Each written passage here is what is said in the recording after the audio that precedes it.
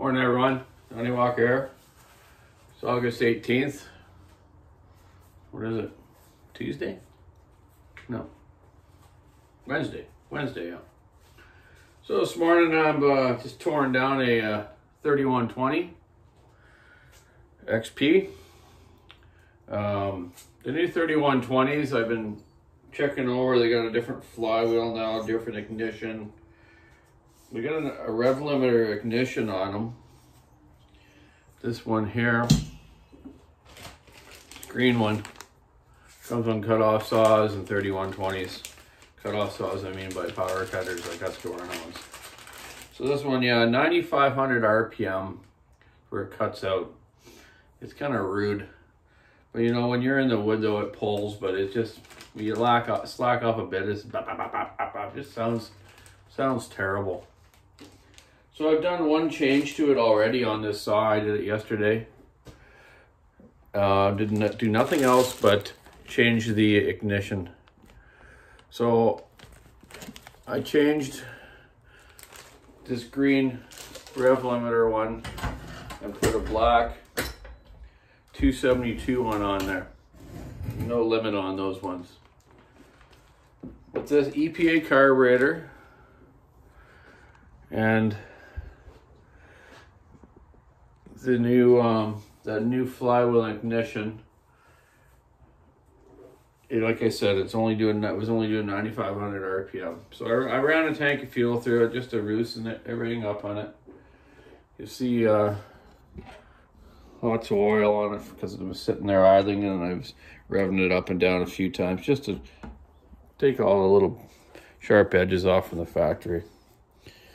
So then, yes, so I swapped that ignition, like I just said, and then I put the tack on it, and it was about 13.2, which isn't bad, but still I think maybe a little high for this size of motor. So what I'm going to do now, which I used to do on the older versions of the 3120, is I'll take the carburetor, and in the carburetor there's a main jet. I'll show you here.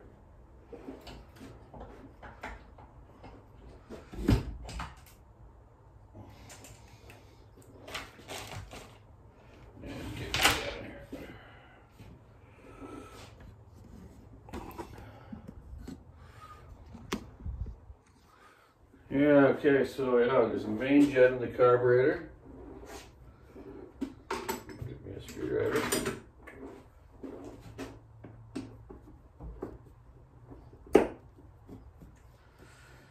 What I do to it is I used to take the main jets out of the older carburetors and just drill them out one size bigger to give them more fuel.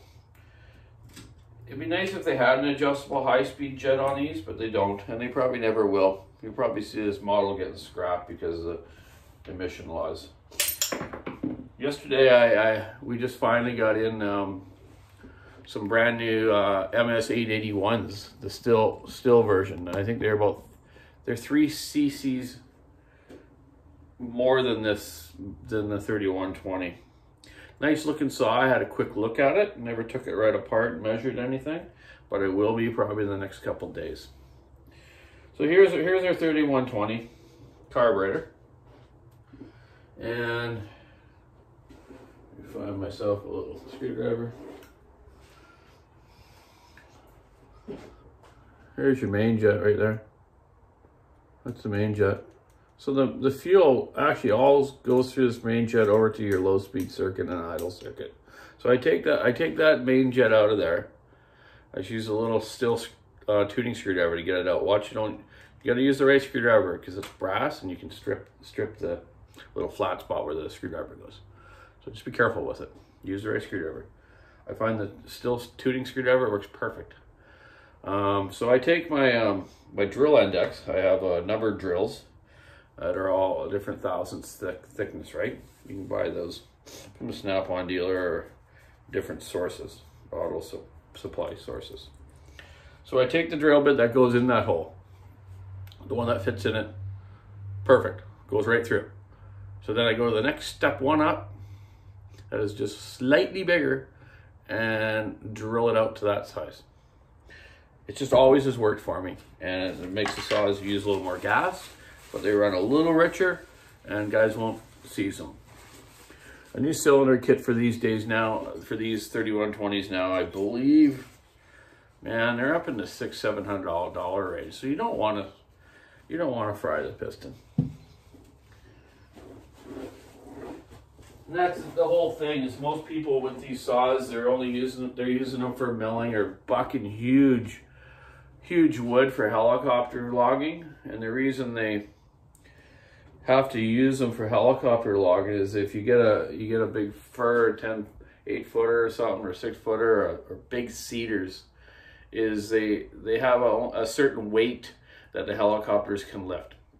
So the guys will take a huge 12-foot cedar bucked at, let's say, I don't know, 20 meters or something, and then they'll rip it right down the middle and break it open, so that way they can carry that valuable wood out with that helicopter. As the helicopter gets low on fuel, it can lift more weight, so sometimes they can pick logs that they can fly, that the thing will be able to handle, because when it has low fuel, the helicopter, it's got more power to lift because of the gas weight, right? Makes sense, right? Yeah, so yeah, you don't want this to happen to your 3120. This is a 51 piston, but a lot of guys burn them up, and the main reason most people burn up 3120s is Alaska milling dull chains. I'll say it over again, and I'll say it to my grave. It just doesn't work. So I'm going to port this cylinder to a good work spec.